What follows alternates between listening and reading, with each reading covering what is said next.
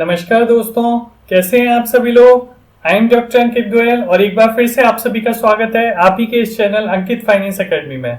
दोस्तों, जैसा आप देख सकते हैं आज मैं बात करने जा रहा हूं चार्टर्ड अकाउंटेंट की।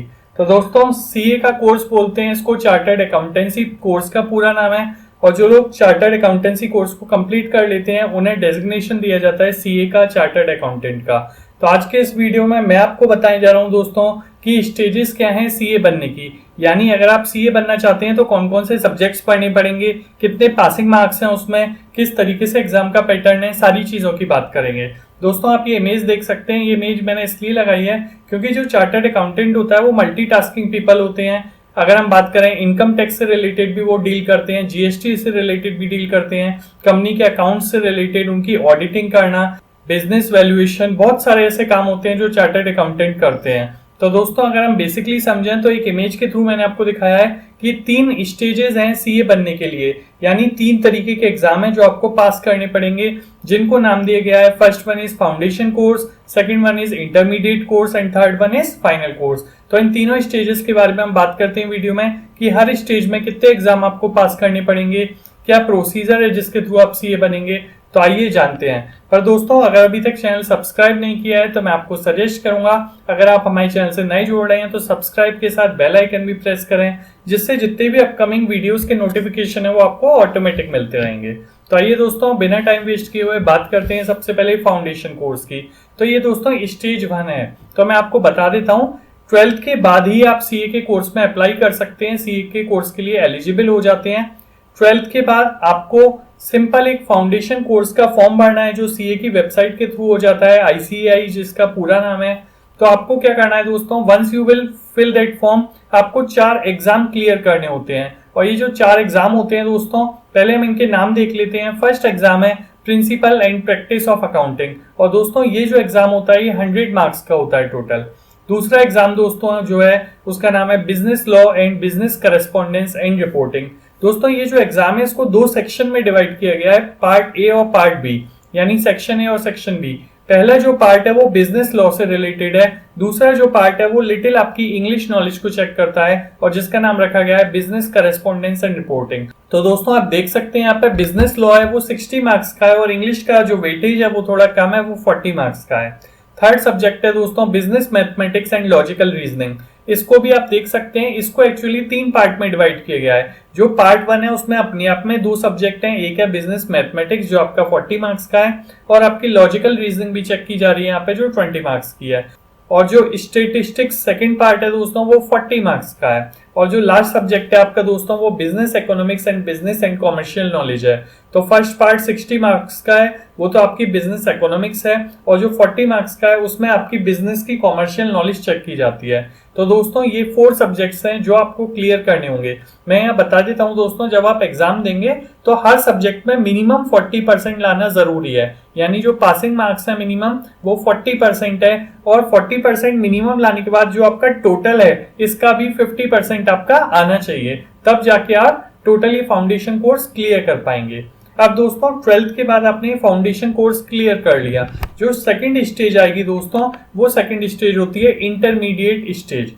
पर मैं आपको यहाँ पे कुछ बात बताना चाहता हूँ, पहले ये बताने से पहले कि इंटरमीडिएट में कौन से सब्जेक्ट हैं। दोस्तों, जैसा मैंने आपसे कहा, आपने 12th के बाद फाउंडेशन कोर्स पास किया, फाउंडेशन कोर्स पास करने के बाद आप इंटरमीडिएट कोर्स करेंगे।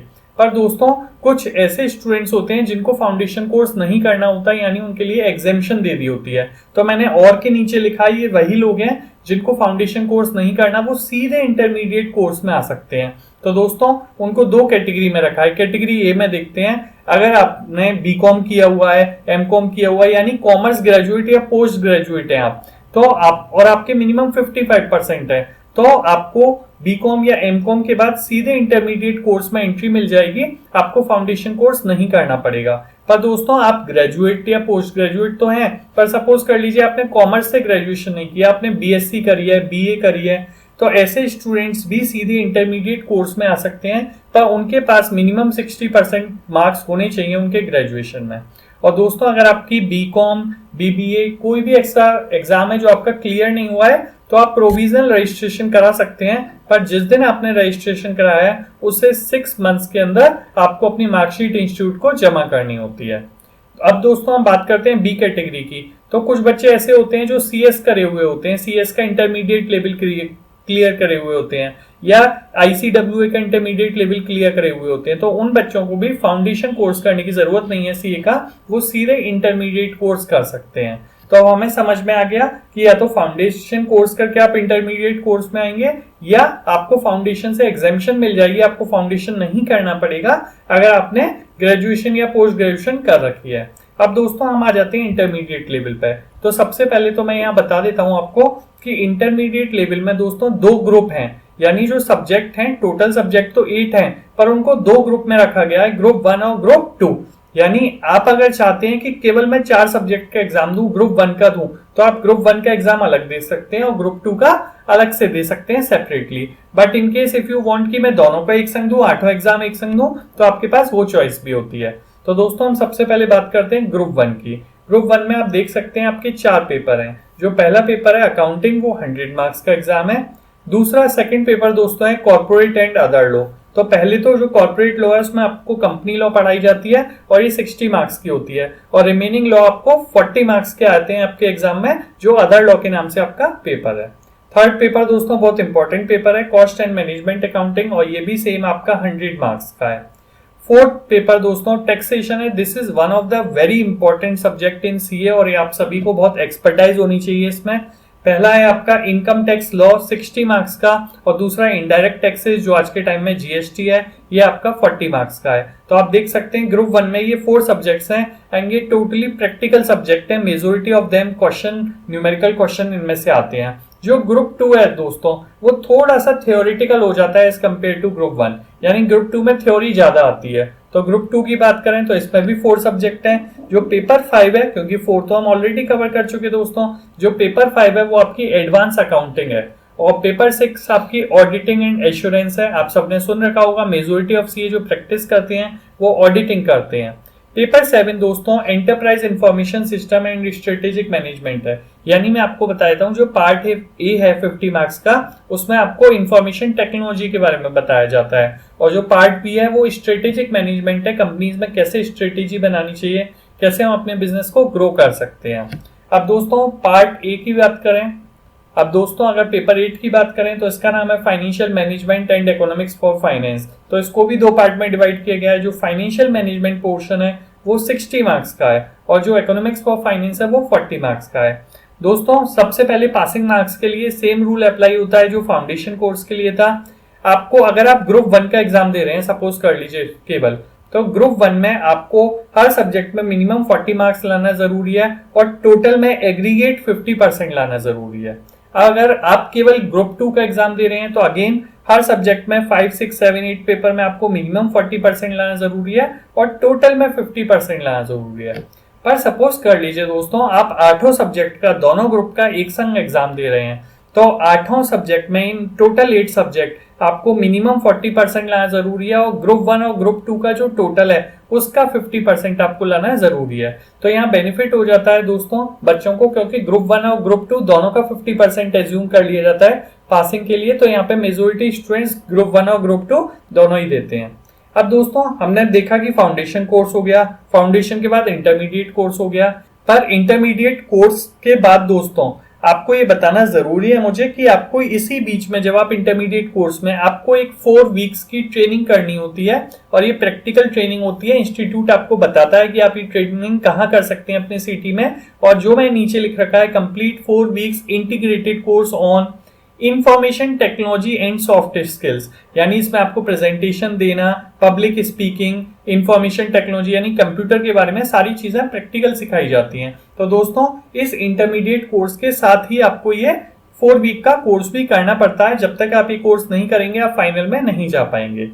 अब इंटरमीडिएट कोर्स में सपोज कर लीजिए दोस्तों मैं रजिस्ट्रेशन करा लिया फाउंडेशन के बाद, अब इंटरमीडिएट कोर्स के बाद जब ट्रेनिंग करनी होगी आपको, और जिसे बोलते हैं आर्टिकलशिप, और ये ट्रेनिंग आपकी 3 ईयर की होती है। यानी अगर मैंने इंटरमीडिएट कोर्स कर लिया और जब मुझे फाइनल में जाना है तो उसके बीच में मुझे 3 इयर्स की ट्रेनिंग करनी होगी।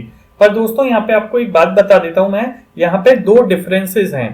जो लोग फाउंडेशन करके आए हैं उनके लिए अलग तरीके से ट्रेनिंग के लिए बताया गया है कि आपको रजिस्ट्रेशन कब करना है, और जो फाउंडेशन नहीं करके आए हैं उनके लिए अलग से बताया गया है। तो मैं सबसे पहले आपको बता देता हूं कि दोस्तों जो लोग फाउंडेशन करके आए हैं, राइट, जिन्होंने फाउंडेशन किया है और अब वो इंटरमीडिएट कोर्स में आए हैं, तो उनके लिए कहा गया है पहले आप ग्रुप 1 या ग्रुप 2 में से कम एक ग्रुप या दोनों ग्रुप, आपके पास चॉइस है, आप कोई भी ग्रुप क्लियर करिए तभी जाके आप ट्रेनिंग में रजिस्ट्रेशन करा सकते हैं। अगर आपके पास ग्रुप 1 और ग्रुप 2 क्लियर नहीं है, कोई भी एक ग्रुप क्लियर नहीं है, तो आप ट्रेनिंग में रजिस्ट्रेशन नहीं करा सकते। ये उन बच्चों के लिए है जो फाउंडेशन करके आए हैं। अब दोस्तों कुछ ऐसे बच्चे होंगे जो ग्रेजुएशन करके सीधे उन्होंने इंटरमीडिएट कोर्स में एडमिशन ले लिया, यानी फाउंडेशन नहीं करनी पड़ी, उनके लिए बताया गया है दोस्तों, उनके लिए आर्टिकलशिप पहले करनी होगी, वो बिना ग्रुप क्लियर करे वो सीधे ट्रेनिंग ले सकते हैं, और ट्रेनिंग कंप्लीट होने के कम से कम 9 महीने हो जाएं, उसके बाद ही वो ग्रुप 1 या ग्रुप 2 दे सकते हैं। तो आई होप आपको दोनों में डिफरेंस समझ में आ गया होगा। तो मैं रिपीट करता हूं, फाउंडेशन कोर्स किया, फिर हमने इंटरमीडिएट कोर्स किया, इंटरमीडिएट कोर्स के बाद हमने ट्रेनिंग में रजिस्टर्ड कराया, 3 इयर्स की ये ट्रेनिंग होगी, और इसी ट्रेनिंग के बीच में दोस्तों एक 4 वीक्स का कोर्स और करना होगा। एक कोर्स तो आपने पहले कर लिया इंटरमीडिएट के टाइम में, जो नीचे लिखा हुआ है 4 वीक्स का कोर्स, ये बेसिक कोर्स था। अब जब आपकी ट्रेनिंग चल रही है उसी बीच में आपको 4 वीक का एक एडवांस इंटीग्रेटेड कोर्स और करना है, ये भी computer information technology and soft skills के ऊपर होगा। तो दोस्तों फाइनल एग्जाम आने से पहले आप इसको कंप्लीट कर लें इस कोर्स को, और जो आपकी ट्रेनिंग के लास्ट 6 मंथ्स है दोस्तों, उसमें आप फाइनल एग्जाम दे सकते हैं। और फाइनल एग्जाम की बात करें, फाइनल कोर्स की बात करें, तो दोस्तों अगेन इसमें 2 ग्रुप हैं, ग्रुप 1 एंड ग्रुप 2। जो ग्रुप 1 है आपका, उसमें 4 सब्जेक्ट्स हैं। फाइनेंशियल रिपोर्टिंग फर्स्ट सब्जेक्ट है जो 100 मार्क्स का है, दूसरा strategic financial management again 100 marks का है, थर्ड सब्जेक्ट दोस्तों advance auditing and professional ethics है, ये भी आपका 100 मार्क्स का है। Fourth subject corporate and economics law, आप देख सकते हैं सब्जेक्ट के नाम से ही ये 2 पार्ट में डिवाइड किया गया है, जिसमें कॉर्पोरेट लॉ तो आपका 70 मार्क्स का है और इकोनॉमिक लॉ आपका 30 मार्क्स का है। ग्रुप 2 की बात करें दोस्तों, तो ग्रुप 2 में थोड़ा सा चेंज है, मैं आपको बताता हूं अभी। एक तो आपका 100 मार्क्स का 5th सब्जेक्ट है strategic cost management and performance evaluation, पर जो पेपर 6 है दोस्तों, इस पेपर 6 में आपको बहुत सारी चॉइसेस दी गई हैं, और इस चॉइस में से इन सारे सब्जेक्ट्स में से आपको केवल एक सब्जेक्ट सेलेक्ट करना है। आप कोई भी अपनी पसंद का एक सब्जेक्ट ले सकते हैं। अब वो चॉइसेस क्या है वो अगली स्लाइड में मैं अभी आपसे शेयर करूंगा। अब दोस्तों पेपर 7 की बात करें तो direct tax and international taxation है, जिसमें डायरेक्ट टैक्स 70 मार्क्स का है और इंटरनेशनल टैक्सेशन कम पार्ट का है, दैट इज 30 मार्क्स। और लास्ट पेपर है आपका इनडायरेक्ट टैक्स लॉ, जिसमें जीएसटी और कस्टम दोनों ही आते हैं। तो दोस्तों जो जीएसटी है वो 75 मार्क्स का है, इसका वेट ज्यादा है, और कस्टम ड्यूटी है जो उसका 25 मार्क्स का है। अब अभी हमारा रह गया पेपर नंबर 6। तो दोस्तों पेपर नंबर 6 में ये आपके पास चॉइसेस हैं, ये 6 चॉइसेस हैं, इसमें से आपको कोई भी एक चॉइस लेनी है। या तो रिस्क मैनेजमेंट सब्जेक्ट ले लीजिए, या फाइनेंशियल सर्विसेज और कैपिटल मार्केट ले लीजिए, या इंटरनेशनल टैक्सेशन ले सकते हैं, economic law, global financial reporting standards और मल्टी डिसिप्लिनरी केस स्टडी। इनमें से आप कोई भी एक सब्जेक्ट लीजिए और वो जाके आपका पेपर 6 हो जाएगा। तो आई होप दोस्तों आपको समझ में आ रहा है स्टेजेस। पहली आपकी फाउंडेशन स्टेज थी, दूसरी आपकी इंटरमीडिएट एग्जाम थे, उसके बाद आपने 3 साल की ट्रेनिंग करी, जिसके बीच में 2 ट्रेनिंग और थी आपकी इंफॉर्मेशन टेक्नोलॉजी कंप्यूटर से रिलेटेड 4-4 वीक की, पहली बेसिक थी और दूसरी एडवांस थी। इन सबको करने के बाद आप फाइनल कोर्स में एंट्री आ गए, और फाइनल कोर्स में दोस्तों आपको ये 8 एग्जाम है जो आपको क्लियर करने होते हैं। अगेन मैं बता देता हूं, या तो ग्रुप 1 अलग से कर लें और फिर ग्रुप 2 कर लें, या आप दोनों एक संग भी कर सकते हैं, ग्रुप 1 और ग्रुप 2। पासिंग मार्क्स और क्राइटेरिया दोस्तों वही सेम रहेगा जो पहले बताता आया हूं कि 40% तो मिनिमम आपको हर सब्जेक्ट में चाहिए, और एग्रीगेट टोटल 50% चाहिए। अगर आप केवल एक ग्रुप कर रहे हैं तो उस ग्रुप का एग्रीगेट 50% चाहिए। अगर आप दोनों ग्रुप का एग्जाम दे रहे हैं तो आप दोनों ग्रुप का एग्रीगेट 50% चाहिए। तो इस तरीके से दोस्तों जब आप फाइनल कोर्स कंप्लीट कर लेते हैं तो now you are eligible to become a member of institute of chartered accountant of India, और आप सीए बन गए दोस्तों। तो आपने देखा कि 3 स्टेजेस में है। अब दोस्तों एक क्वेश्चन ये भी हो सकता है आपका कि इसमें जो सिलेबस है हर सब्जेक्ट का, वो सिलेबस कहाँ मिलेगा? तो दोस्तों उसका एक लिंक मैंने दे रखा है, आप उस लिंक को क्लिक करके, डिस्क्रिप्शन में लिंक है, आप उसका पूरा एक पीडीएफ खुल जाएगी, चार्टर्ड अकाउंटेंसी कोर्स का प्रोस्पेक्टस ओपन हो जाएगा, जिसमें पूरा सिलेबस आप देख सकते हैं। और दोस्तों इससे रिलेटेड कितनी फीस है वो भी मैं आपको एक वीडियो लेके आ रहा हूं, जिसमें आपको बताऊंगा कि टोटल कितना एक्सपेंस होगा सीए बनने में, और हर बार रजिस्ट्रेशन कराने में, ट्रेनिंग में रजिस्ट्रेशन कराने में, या इंटरमीडिएट फाउंडेशन या फाइनल कोर्स में जब आप रजिस्ट्रेशन कराएंगे तो कितनी फीस होती है। तो बने रहिए हमारे चैनल के साथ दोस्तों, ऐसे ही इंफॉर्मेटिव वीडियोस मैं आपको लेके आता रहूंगा। एक रिक्वेस्ट है आपसे, ये जितने भी वीडियोस मैं आपको दे रहा हूँ, इसके अलावा भी मैंने बहुत सारे वीडियोस बनाए हुए हैं इन्हीं सब्जेक्ट्स के ऊपर, अकाउंट्स के ऊपर, फाइनेंस के ऊपर, टैक्सेशन के ऊपर, जीएसटी के ऊपर। तो वो वीडियोस भी आप मेरे चैनल में जाके देख सकते हैं। मेरे चैनल है अंकित फाइनेंस एकेडमी, जिसकी प्लेलिस्ट है, प्लेलिस्ट में सारे सब्जेक्ट्स को मैंने अलग अलग किया हुआ है, आप वहां से उन वीडियोस को देख सकते हैं। Thank you.